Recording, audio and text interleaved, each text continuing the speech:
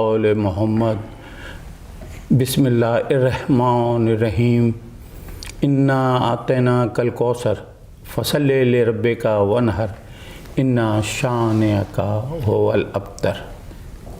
अस्सलाम वालेकुम नाज़रीन, मैं सैयद ज़ुल्फ़िकार हुसैन जाफ़री प्रोग्राम अज़ादारी और हमारी यादें लेकर हाज़िर हूँ।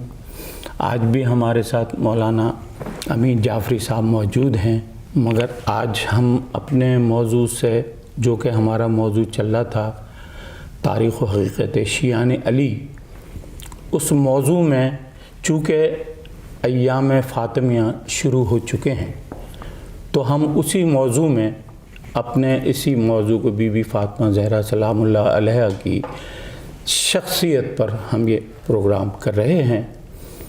और इब्तिदान मैं एक छोटी सी बात कहकर क़िबला की तरफ जाऊंगा। वो ये कि लोग पूछते हैं कि हम शियान अली हज़रत फ़ातिमा ज़हरा सलामुल्लाह अलैहा को क्या समझते हैं, क्या मुकाम देते हैं। तो एक बड़ा वाज़ेह मुकाम हम देते हैं उनको। वो ये है कि रिसालत और नबूवत के दरमियान जो कड़ी है उसका नाम है हज़रत फ़ातिमा ज़हरा। और यही हमारा ईमान है। और हम समझते हैं कि जितने भी हमारे आइम्माए अहले बैत गुज़रे हैं, हमारे इमाम गुज़रे हैं, वो सब बीबी फ़ातिमा की औलादों में से गुज़रे हैं। मगर हमें थोड़ा सा, जब हम उनकी ज़िंदगी का मुताला करते हैं तो बहुत परेशानी भी होती है कि एक बहुत ही कम उम्री में उनकी शहादत हुई, 18 साल की उम्र में। एक बात। दूसरी बात ये कि अपने वालिद नबी खुदा हज़रत मोहम्मद मुस्तफ़ा सल्लल्लाहु अलैहि वसल्लम की वफ़ात के सिर्फ 6 माह बाद, 95 दिन कहते हैं, कुछ 75 दिन कहते हैं। तो ये सारी हकीकतें हैं। मैं क़िबला से पूछना चाहूँगा कि क़िबला, आप मुझे रिसालत और इमामत का बीबी फ़ातिमा ज़हरा की शख्सियत से क्या उन्वान लेते हैं, क्या ताल्लुक़ आप करार देते हैं? औज़ु बिल्लाहि मिनश शैतानिर रजीम, बिस्मिल्लाहिर रहमानिर रहीम, अल्हम्दुलिल्लाहि रब्बिल आलमीन व बिही नस्तईन, सल्लल्लाहु वस्सलामु अला खैरि खल्क़िही व अशरफिल बरिय्यति सय्यदना व मौलाना हबीब क़ुलूबिना व तबीब नफूसिना अबिल क़ासिमिल मुस्तफ़ा मुहम्मद जल फ़रजहुम। बिस्मिल्लाहिर रहमानिर रहीम, इन्ना अतैनाकल कौसर फसल्लि लिरब्बिका वनहर व इन्ना शानिअका हुवल अब्तर। इन्नमा युरीदुल्लाहु लियुज़हिबा अन्कुम रिज्सा अहलिल बैत व युतहहिरकुम तत्हीरा। खुदा का शुक्र कि उसने हमें एक ऐसी हस्ती के ज़िक्र करने के शरफ़ से नवाजा कि जिसका कायनात में एक अजीब व गरीब मुकाम और मर्तबा और अज़मत है। बेशक जनाब सैयदा सलामुल्लाह अलैहा के मुताल्लिक़ छठे इमाम फ़िक़्ह जाफ़री के बानी मौलाना इमाम सादिक़ अलैहिस्सलातु वस्सलाम ने फरमाया कि हम तमाम इंसानियत पर हुज्जत खुदा हैं। बेशक तमाम मासूमीन फरमा रहे हैं, हम इंसानियत पर हुज्जत खुदा हैं और हम आइम्मा पर हमारी जद्दा, हमारी मादर गिरामी शहज़ादी कौनैन हुज्जत खुदा है। यानी आइम्मा से सुपीरियर। जैसा आपने नुक्ता दिया है कि माशाल्लाह रिसालत और इमामत के दरमियान की कड़ी है। तो इमाम सादिक़ फरमा रहे हैं, ये बात बयान फरमा रहे हैं कि हम पर हमारी मादर गिरामी हुज्जत है और हम तमाम इंसानों पर हुज्जत है। तो मकाम मामूली नहीं है। इस हवाले से ये ज़रूरी है समझना कि कायनात में एक ऐसी औरत, एक ऐसी शख्सियत जो 18 साल से ज़्यादा इस दुनिया में नहीं रही, उसका मुकाम, अज़मत अजीब व गरीब है। क्या वजूहात हैं? रसूल फरमा रहे हैं, दुनिया में बहुत से लोग कामिल पैदा हुए, बने, लेकिन औरतें सिर्फ 4 कामिल हुई हैं। वाह वाह, ठीक। और फिर रसूल ने फरमाया कि उन 4 औरतों में सुपीरियर तरीन हस्ती जो है वो मेरी बेटी फ़ातिमा है। جناب مریم، جناب آسیہ، سلام اللہ جناب خدیجہ سبحان اللہ اور پھر شہزادی کونین۔ کونین۔ ہم دیکھتے ہیں کہ اسلام میں شاعری کا ایک مقام ہے، بے شک، اور بہت بڑے بڑے شعراء گزرے ہیں۔ تمام شعراء جو ہیں ان کے اشعار الہامی نہیں ہوتے۔ اردو زبان کو یہ شرف ملا ہے کہ اس میں ایک ایسا عظیم شاعر پیدا ہوا ہے جو انتہائی بابصیرت ہے، اس کا نام ہے شاعر مشرق علامہ اقبال۔ علامہ اقبال۔ تو میں سمجھتا ہوں کہ رسالت اور امامت کے درمیان کی کڑی شہزادی کونین کو علامہ اقبال نے ان کی نظم ہے عجیب انداز سے اس کو اقبال نے کھولا ہے کہ ایسا محسوس ہوتا ہے کہ واقعی قرآن کی آیات رسول کی احادیث کو کسی طرح تشریح کی ہے اس انداز سے۔ فارسی کی ہے یہ، میں کوشش کروں گا کہ آپ کی خدمت میں اس کو اس کا لب لباب پیش کروں۔ تو اقبال نے شہزادی کونین کے متعلق فرمایا کہ مریم از یک نسبت عیسیٰ عزیز، یعنی مریم از سہ نسبت حضرت زہرا عزیز۔ اچھا اس کو ذرا کلیریفائی کرے گا جی کہ مریم جو ہیں وہ جناب عیسیٰ سے ایک نسبت کی وجہ سے عزیز ہیں، کہ وہ ماں تھیں حضرت عیسیٰ علیہ السلام کی۔ سہ نسبت حضرت زہرا عزیز، بس جناب زہرا کا مقام اور مرتبہ اور عظمت جو ہے وہ حضرت عیسیٰ کے مقابلے جناب مریم کے مقابلے میں 3 گنا زیادہ ہے۔ کس طرح؟ پہلی نسبت جی، پیغمبر کی بیٹی ہونا، بے شک، نور چشم رحمت للعالمین، امام اولین و آخری، یعنی جناب رسول خدا کی ذات گرامی قدر عالم میں موجود تمام مخلوقات سے سپیریئر تر ہے۔ باعث تخلیق کائنات جب آپ رسول کو کہتے ہیں، وہ رسول اپنی بیٹی کو کہتا ہے کہ تم میری ماں کی مانند۔ وہ محبت، شفقت اور مہربانی اور ان سے وہ محبت اور مہربانی جو میں کہیں محسوس نہیں کرتا، وہ اپنی بیٹی کے پاس کرتا۔ ظاہر رسول کی مادر گرامی بچپن میں ہی دنیا سے چلی گئی تھی، تو پہلی نسبت پیغمبر کی بیٹی ہونا ہیں تو بیٹی، لیکن آن دی ادر سائیڈ ہم جب دیکھتے ہیں تو شہزادی کونین 14 معصومین کے گروہ میں شامل ہے، ٹھیک ہے نا؟ تو معصومہ ہیں، صاحب عصمت، ایک ہستی صاحب عصمت ہو، معمولی بیان نہیں آ گئی۔ تو رسول کی بیٹی اپنی جگہ، لیکن معصومہ ہونا ایک الگ چیز ہے، ایک شرف ہے۔ آن امام اولین و آخرین، یعنی رسول اللہ جو ہیں وہ اولین اور آخرین خدا کا پیغام پہنچا والی ہستی ہیں، ٹھیک ہے، اور ان کی بیٹی ہے۔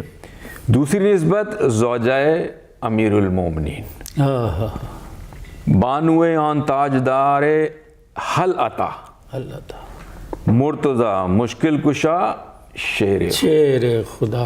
دوسری نسبت زوجہ امام علی ہونا، سہ نسبت بزرگتر۔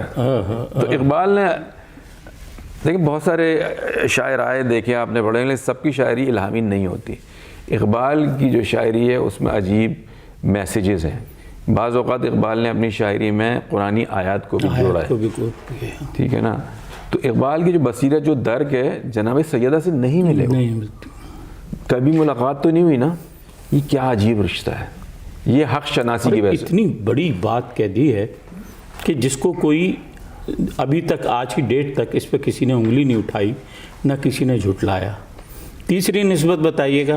پہلی نسبت رسول کی بیٹی ہیں، دوسری نسبت امیر المومنین حضرت علی ابن ابی طالب کی زوجہ ہیں، تیسری نسبت حسنین کی ماں ہے، مادر آن مرکز پرکار عشق، مادران کاروان سالار عشق، آن یک شم شبستان حرم۔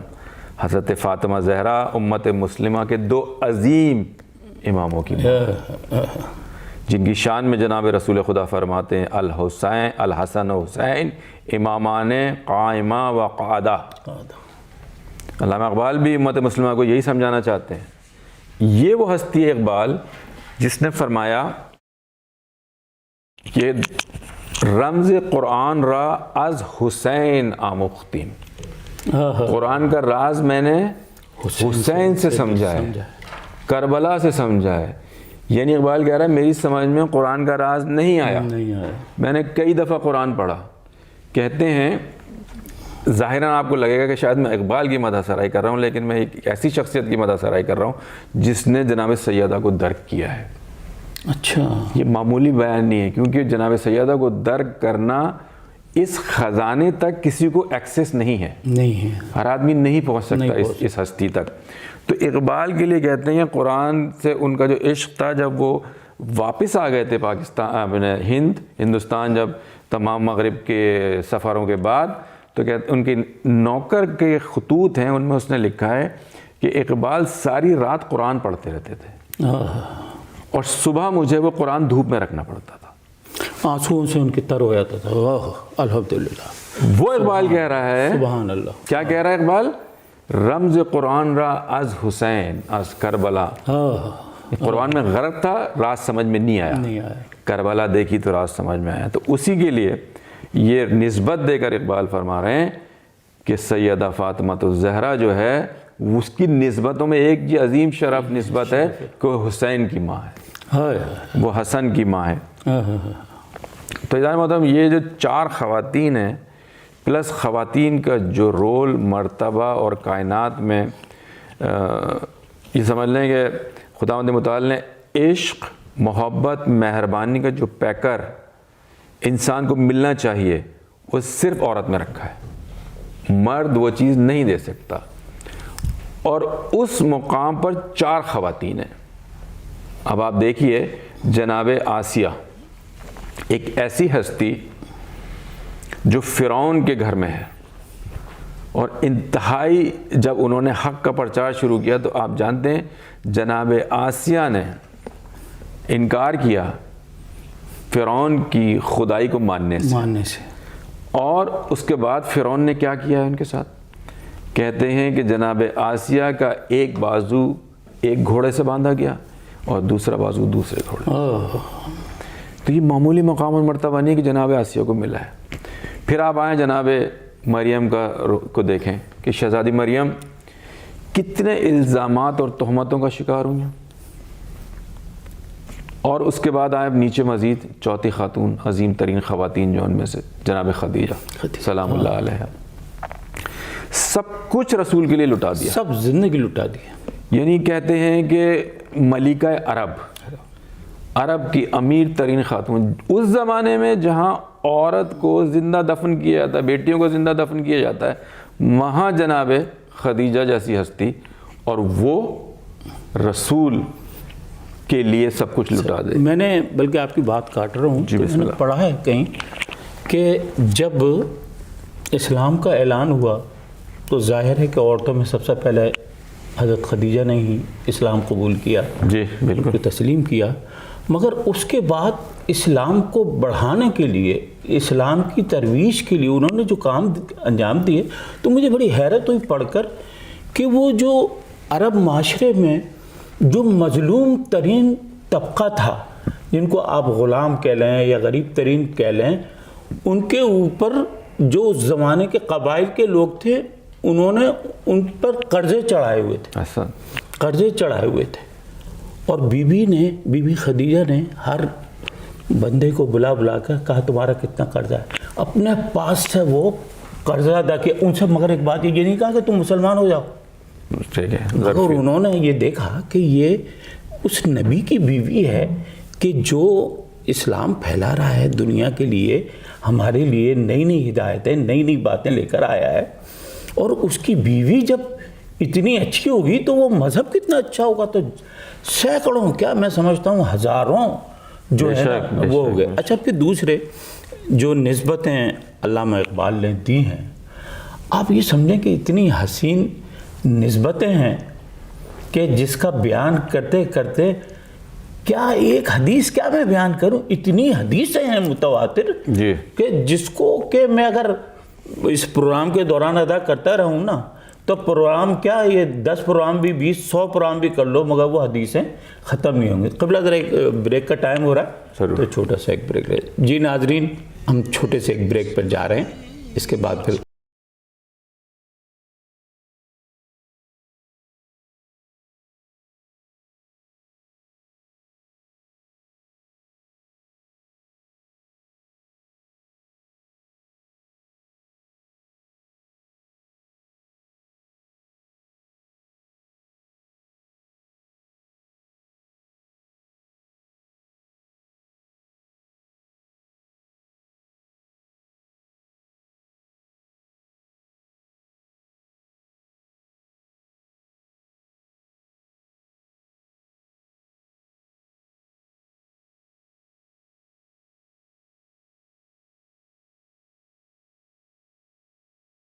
واپس آ چکے ہیں.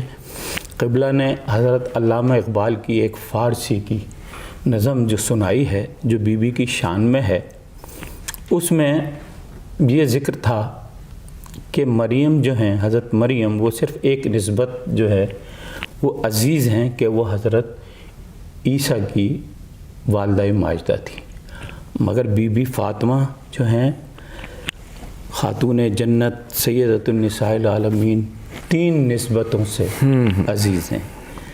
پہلی نسبت جو قبلہ نے بتائی وہ بتائی کہ وہ رسول خدا صلی اللہ علیہ وسلم کی بیٹی ہیں.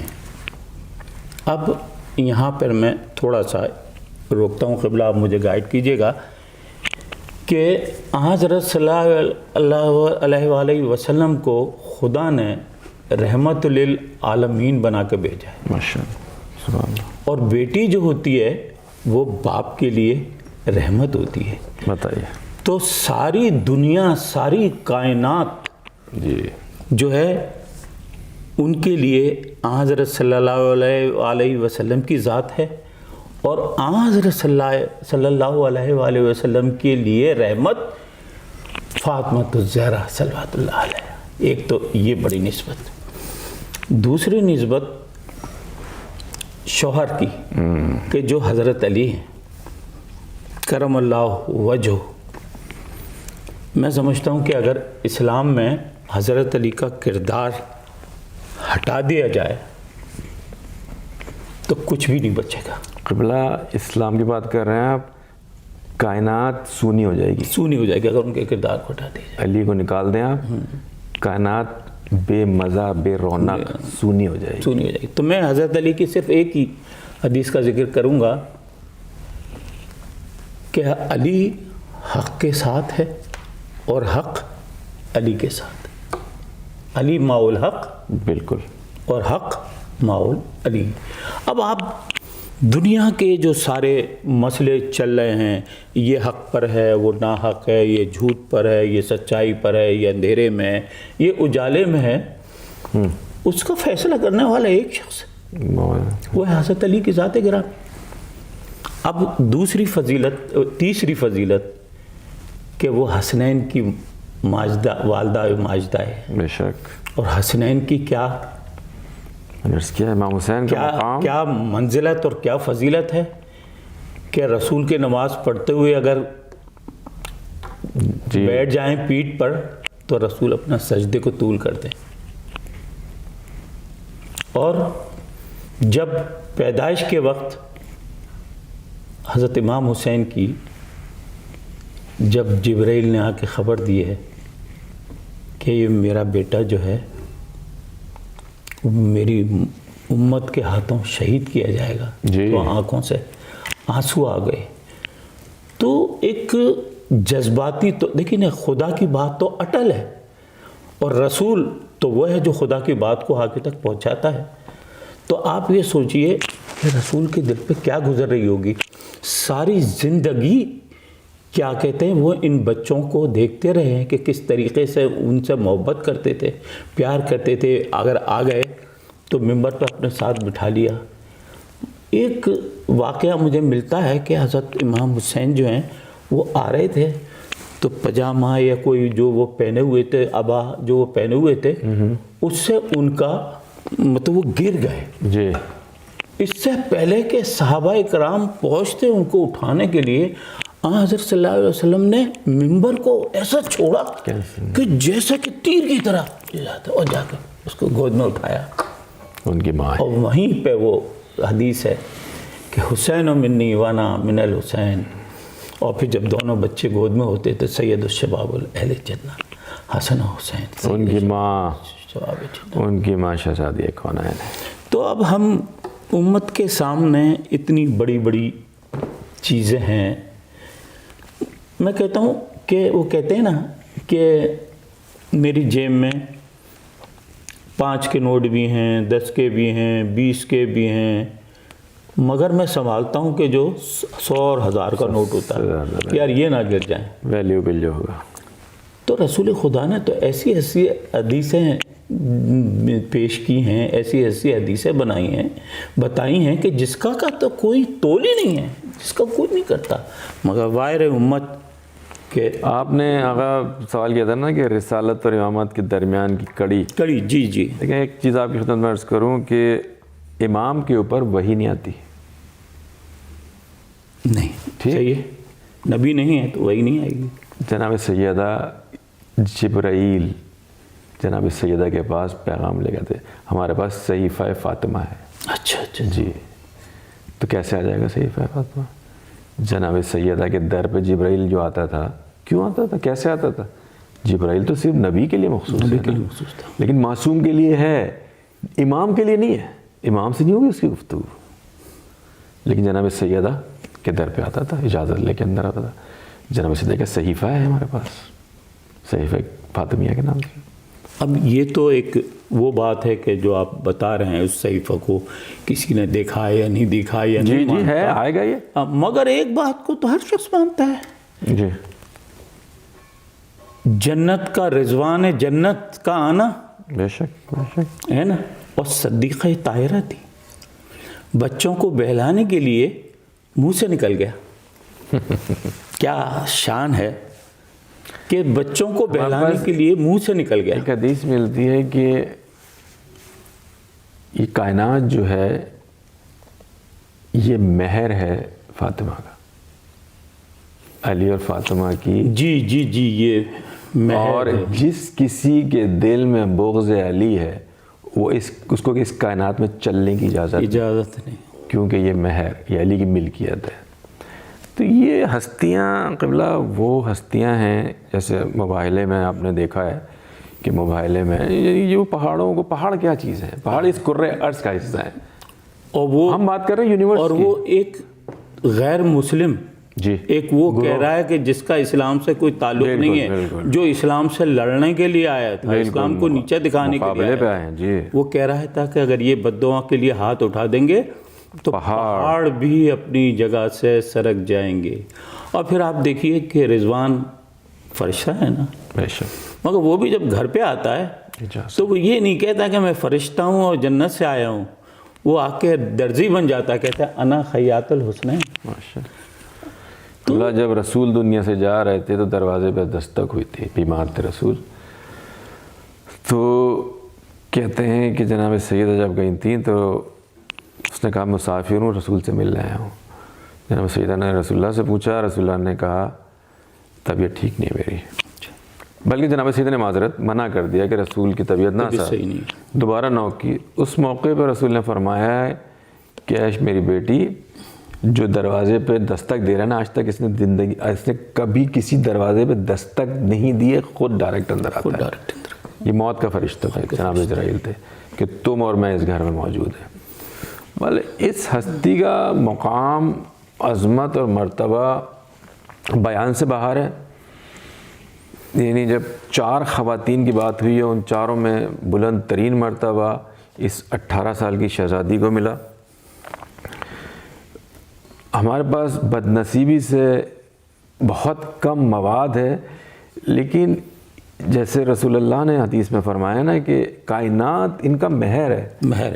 تو یہ کوئی چھوٹا اسٹیٹمنٹ نہیں ہے. آپ جب دیکھ رہے ہیں کائنات ان کا مہر ہے تو کس سطح کا ان کا تصرف ہے اس دنیا میں. یعنی خداوند متعال نے اس ہستی کے مقام کو کہاں رکھا ہوا ہے کہ جس کے لیے رسول کہہ رہا ہے ام ابیہا.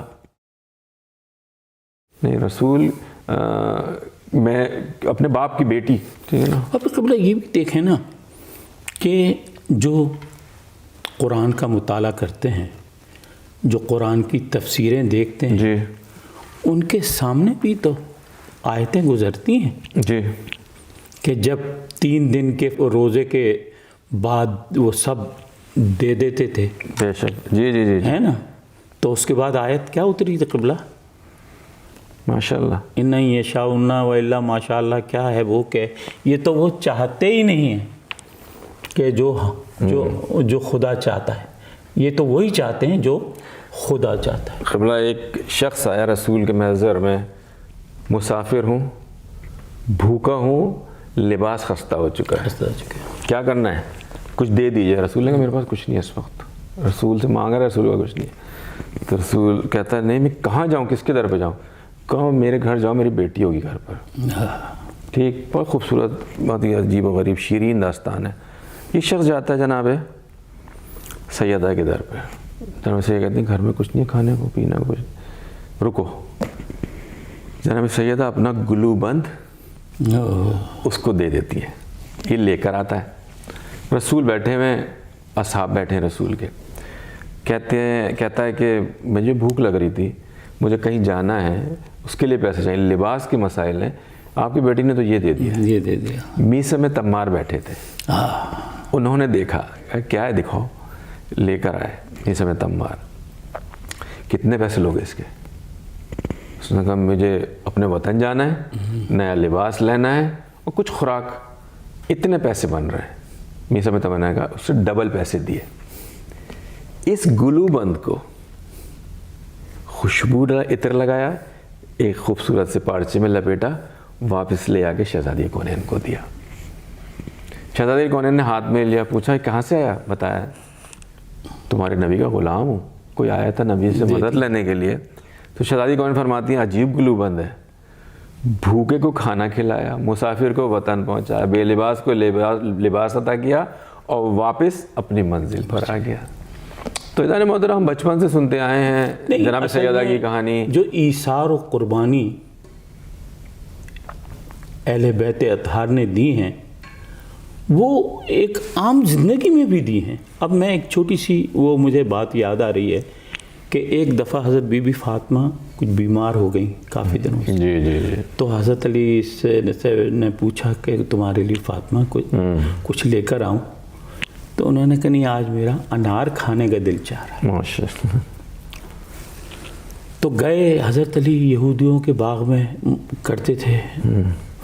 بہرحال وہ ان کو جو اجرت کا ان کو پیسہ ملا، بازار سے انار لیا. راستے میں آ رہے تھے تو ایک مسکین نے سوال کر دیا میں بھوکا ہوں مجھے کچھ دو. یا علی. اور اس وقت حضرت علی کے پاس کچھ نہیں تھا. ایک طرف بیمار رسول کی بیٹی اور بیوی اور حسنین کی ماں، واہ،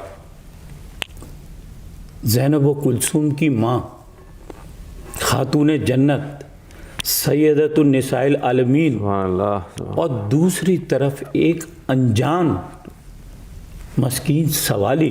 واہ. آپ یقین کریں کہ حضرت علی نے ایک لمحہ تردد نہیں کیا اور وہ انار کہ میرے پاس یہ ہے، اور سر جھکائے ہوئے گھر پہ آ گئے. تو بی بی نے پوچھا کہ کیا ہوا علی، تم تو انار لینے گئے تھے؟ تو کہنے لگے کہ ہاں انار تو لیا تھا. میں نے کہا بس ابو الحسن بس، مجھے پتا ہے کہ تم نے انار ضرور لیا ہوگا اور تم نے کسی مسکین کو کسی نے سوال کیا ہوگا، تم نے دے دیا ہوگا. ابو الحسن میرے لیے کیا اتنا کافی نہیں ہے کہ تم نے میرے لیے محنت کری اور انار خریدا؟ تاریخ اس طریقے کے واقعات سے بھری پڑی ہے. جی حضور، بھری پڑی ہے. اور میں سمجھتا ہوں کہ جو ہمارے ایک پروگرام میں ہم نے کہا تھا کہ اگر یہ معنی حدیث نہیں ہوتی تو میں سمجھتا ہوں کہ ہزاروں کیا لاکھوں حدیثیں اہل بیت کی شان میں اصحاب کے پاس ہوتی. ایک جو نظر ہے نا معنی حدیث کی متعلق شیعہ بزرگان کی، وہ یہی ہے کہ فضائل اہل بیت سے جن لوگوں کے دلوں میں آگ جلتی ہے ان کا یہ سارا کچھ پلان تھا۔ اچھا، ہم ابھی دیکھتے ہیں تو اس میں بھی حدیثیں ہیں جی مسلم اور بخاری میں کہ لوگ یہ دیکھ رہے ہیں آپ کیا ہے؟ ہاں کہ لوگ فضائل پنجتن در سے ستہ، تو حضرت علی کے فضائل سے لوگ حسد کرتے تھے، صحابی حسد کرتے تھے۔ یہ ایک بہت ہی عمدہ فلسفیانہ نکتہ ہے کہ قوہ جاذبہ اور قوہ دافعہ دو چیزیں ہوتی ہیں انسان میں، کسی سے مل کے آپ کو خوشی ہوتی ہے اور کسی سے مل کے آپ کو خوشی وحشت ہوتی ہے۔ قوہ دافعہ اور جاذبہ علی، شہید مطہری نے اس موضوع کو ایسے انداز سے کھولا ہے۔ اسی موضوع سے مربوط آپ جب دیکھیں گے تو مولانا نے خود فرمایا ہے کہ دو گروہ ہوں گے جن کے گلے پہ تم تلوار رکھ دو، وہ اپنے قول سے نہیں پھریں گے۔ ایک وہ جو مجھ سے محبت کرتا ہے، تم کچھ کر لو وہ اپنی گردن کٹوا لے گا، اور وہ دوسرا جو مجھ سے نفرت کرتا ہے، جو مجھ سے نفرت کرتا ہے تم کچھ کر لو وہ اپنی گردن کٹوا لے گا، حب علی اس کے پاس نہیں جائے گی۔ تو یہ مقام، عظمت اور مرتبہ اس گھرانے ہی کی میراث ہے۔ نہیں، اس کے علاوہ اتنی بڑی بڑی حدیثیں ہیں، بہت سے اصحاب سے بروی ہیں کہ کسی صحابی نے، کوئی شخص تھا، انہوں نے کہا کہ بھی میں نماز پڑھتا ہوں، روزے رکھتا ہوں، حج کرتا ہوں، زکوٰۃ دیتا ہوں اور بہت عبادت گزار ہوں۔ تو انہوں نے کہا کہ اگر تیرے دل میں علی کی محبت نہیں ہے نا، یہ قانون الہی ہے، تو سب بیکار ہے۔ یہ قانون الہی ہے، قانون الہی ہے۔ تو قبلہ ہمارا اس پروگرام کا وقت ختم ہونے والا ہے، تو انشاءاللہ نیکسٹ پروگرام میں ہم بی بی فاطمہ زہرا کی شخصیت پر کچھ اور گفتگو کریں گے۔ جی ناظرین، ہمیں امید ہے ہمارا یہ پروگرام آپ کو پسند آئے گا۔ ایام فاطمیہ شروع ہو چکے ہیں اور انشاءاللہ ہمارا اگلا پروگرام بھی اسی سے ریلیٹڈ ہوگا۔ خدا حافظ،